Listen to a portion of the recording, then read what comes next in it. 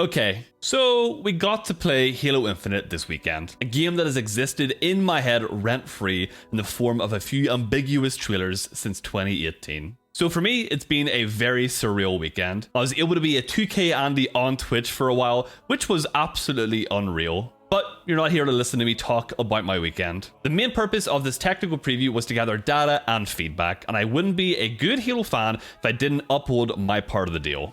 So, the good, the bad, and the unggoy. So without further ado, I've tried to formulate my thoughts and feedback on the technical preview in sections. What I liked, disliked, and some good old Halo nitpicking.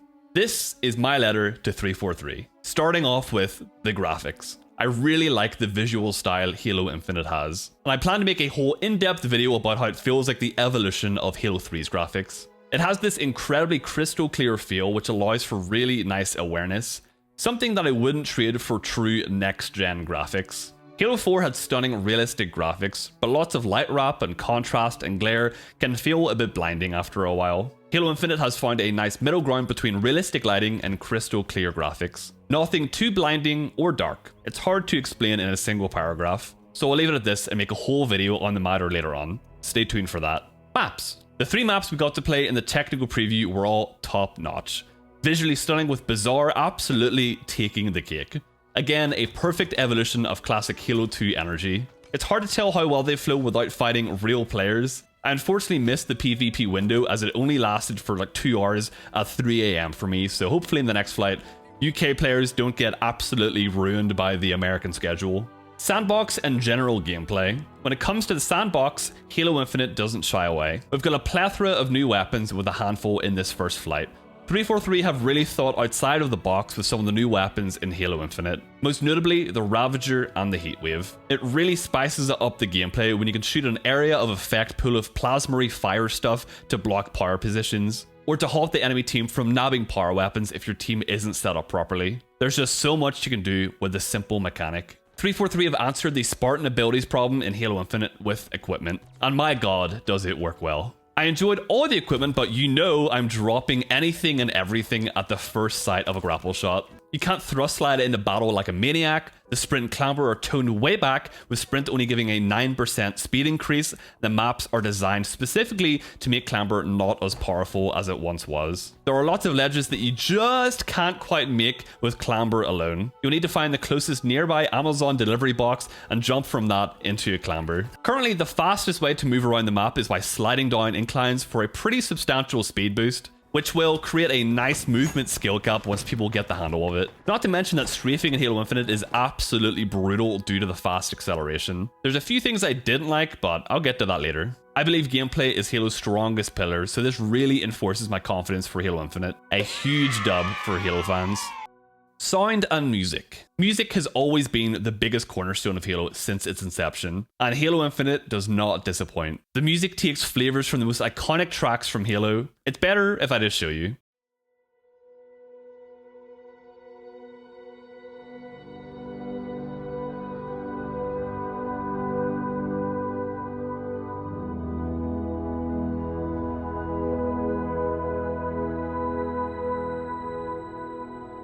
I can see myself remembering Halo Infinite's menu music like I currently remember Halo 3's, with immense nostalgia. No more Halo 5 music that sneaks up on you with a deafening orchestra.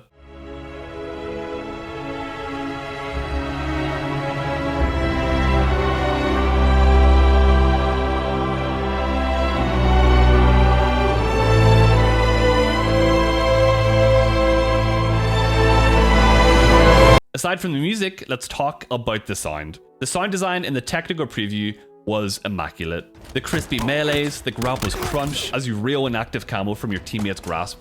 Sound design is similar to UI in that it has to be heard or navigated thousands of times without getting annoying. So I'm happy to report that Halo Infinite sound design is some of my favorite yet. Take a listen to this sniper. Like, come on, how do you not love that? Customization. We only got a small taste of customization in this preview, but from what we did get, I absolutely loved it. I don't have a hugely strong opinion on it so far, but there's definitely lots you can customize, and it's probably the most in-depth customization in a Halo game to date. Bots. As you probably already know, this technical preview was all against bots bar a 2-hour window on Sunday. As far as bots go in video games, Halo Infinite has absolutely got to have one of the smartest AI to date. You'll see the bots pre-nade hotspots or even throw an annoying martyr grenade before they die. They'll rush power weapons and equipment, and you better hope your shot is on because those bots will strafe like maniacs. There are a few moments where you're reminded that they are in fact Autobots. They'll sometimes just shut down during a fight. I actually have a hunch this is what happens when the bot has thrown all of its grenades and tries to throw a death grenade. Maybe it doesn't know how to react after. And they'll sometimes be a bit predictable in their positioning. Bots are never going to be as fun as fighting real people regardless of difficulty. I actually have another video in the works talking about how bots work in Halo Infinite, so I won't go too much more into detail here. Aside from some of the lower tier bots needing a slight buff, actually, I think they probably all need a slight buff, but aside from that, they're pretty much outstanding. Okay, so that's all the stuff I really liked about the technical preview, but what about the stuff I didn't like? So starting off with probably the biggest letdown of the entire flight.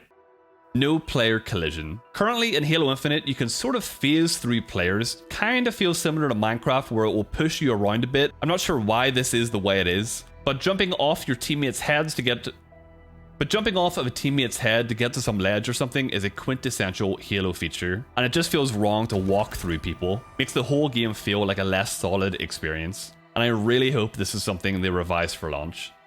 Medals. The second biggest issue I had with the flights was actually medals. Halo is famous for its medals. That sweet overkill medal pop-up is pure dopamine. The problem that I've had with the technical preview is that I had to squint to see the medals. They just need to be a little bit bigger and I'm happy. I would categorize this under being a nitpick, but I think medals are just a core part of Halo and have to be done to a T. I've also heard people talk about how the medals look a little bit samey. I would have to agree with this. I feel like every single medal should be very unique in its own way. A bit like Halo Reach. I think Halo Reach is the absolute pinnacle of medals. And whenever you compare them to Halo Infinite, they just don't have the same flair or style to them. So I would really like to see the medals get a bit of a revision themselves so they're a little bit more unique. But there are some of the medals that I absolutely love. The Demon medal, for example, looks absolutely badass. So they're not all a complete miss. Just some of them maybe need a slight rework. They don't feel like a huge improvement, but they're not the absolute worst either. I was getting satisfaction every time I saw the red overkill symbol, even though it wasn't the classic green and bronze. As for the removal of the classic names like Inconceivable, Untouchable, and the infamous Unfriggin' Believable, it's a shame, but at the same time, Nightmare and Demon are putting up a pretty tough fight. The controller sensitivity. Currently, the controller sensitivity feels like 10 is 5. Even if you max it out, it feels a little bit too slow. I've also heard a common complaint is that there's not enough aim assist, but I think that's a good thing. Gunfights will often reward the higher skilled player, and kills will be more satisfying in general. In the MCC, aim assist is basically glue on some guns, to the point where sometimes my reticle gets dragged off some players to shoot at someone else that walks by, and I think that should never be the case. So even if the aim assist is a little bit lower and makes things a little bit more tough, we're going to have to practice and just get better and feel more satisfied because of it.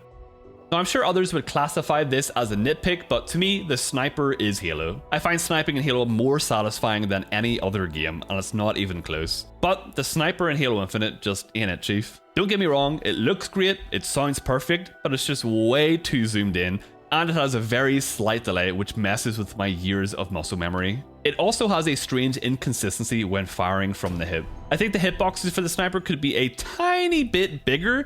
I mean, nothing like H2A. Halo 2 Anniversary is actual aimbot, but somewhere in between where Halo Infinite is and where Halo 5 was, I'm confident they will have tuned the sniper up come launch. The shield break animation. So here's something you might have felt more than you saw. In every Halo game so far, as you're shooting someone, they slowly glow more and more until their shield gives way and results in a subtle static explosion. Hard to describe, but if you play Halo, you know exactly what I mean. I believe this design is one of Halo's most Halo-y and core features, as it beautifully telegraphs how weak someone is and how many more bullets you can expect them to take before they die, which I find preferable to just throwing messy numbers all over the screen. Halo Infinite handles this slightly differently. In Halo Infinite, when you shoot someone, they will glow like in any other Halo, but mainly in the portion or limb where you shot, and only briefly. There's not much of an obvious build-up to the shield break, and while I love you can see more clearly where you're actually hitting them, they all seem to cease to glow way too fast, which makes it very difficult to tell how weak they are. They will then proceed to flashbang your eyes as the shield goes from 0 to 100 brightness. I believe there is some kind of middle ground to be found between the two approaches. 343 did actually address this complaint and said they are reworking it. If I can find the tweet, you'll see it on screen. XP in more than just challenges. So currently in Halo Infinite, there is a battle pass system, which I am personally totally fine with. You know, modern day gaming is all going towards a battle pass. It all makes sense. And the way 343 are doing it seems very, very fair to me. But my biggest problem with Halo Infinite from the technical preview is that the only way to level up your battle pass is via challenges. So currently, if you play a game and you don't unlock a challenge while playing that game, you've basically just wasted your time while playing that match. You can't unlock the battle pass by just straight up playing the game. You always have to be chasing challenges. So they need to have some kind of reasoning to play the game outside of just grinding for challenges, or I think it would get a little bit boring after a while, unfortunately. Now I want to talk about some nitpicks. The slide. This might be something that I stand alone on, and maybe given more playtime I will change my mind, but when you slide in Halo Infinite, there's a slight wind up time before you enter full slide. I expect this is probably a deliberate change to make sure the slide isn't too powerful, but it makes for an unnecessary lapse in combat flow. I don't have a strong feeling on this one, could go either way and I'd be happy, but I just wanted to mention it. The non-gravity hammer. The gravity hammer doesn't do what it says on the box. In previous iterations of the gravity hammer, it would have a real kick to it. You could send just about anything flying. Gravity hammering a full Warthog might be the biggest dopamine hit a player can get. And while we haven't got to test the hammer out in vehicles just yet, we have tried it on people and grenades, and its impact just does not match its animation. It has a longer swing before impact, making it feel extra devastating, but when you hit people with it, it's just not satisfying. One of Halo's philosophies is that guns should be fun to shoot and be fun to get shot by, or in this case, to get hit by it. And the gravity hammer isn't quite there in either one of those. Menus. Menus/UI in games are probably one of the most important and underrated features. Halo in the past has been the gold standard of how to do menus right. Like I mentioned earlier with the sound design, the menu is something you're going to interact with thousands of times. So anything that's remotely unintuitive is going to become more and more tedious, especially as more content is added. I can't remember a game that used its final menus in the alpha, so this is a bit of a moot point. I'm hoping 343 can meld together the simple intuitiveness of Halo Reach's menus while also showcasing our Spartans in the lobbies. Overall, I think 343 are meeting and exceeding expectations and are making a really strong show for Halo. It's been a rough wait, but I'm confident now that it's been entirely worth it. Last weekend was an absolutely surreal experience for me. I just want to take a moment to thank all the really hardworking devs over at 343 that have all had a very rough development while working remotely from home, but the hard work is certainly paying off. And I'd like to thank all of you guys at home for watching and supporting my content. I have seen some insane growth over this flight weekend, and I cannot wait for the future ones, and of course, full release of Halo Infinite. Let me know if you disagree or agree with anything that I've mentioned in today's video, or if I've missed anything, make sure you let me know in the comments. But of course, be very cautious of spoilers, it is dangerous territory out there. But yeah, thank you all so much for watching. Halo Infinite is shaping up to be absolutely incredible. PvP is going to be the real show for this game, so hopefully that happens sooner rather than later. But yeah, thanks so much for watching, love you all, make sure you like and subscribe if you did enjoy, and I'll see you all in the next video. Bye!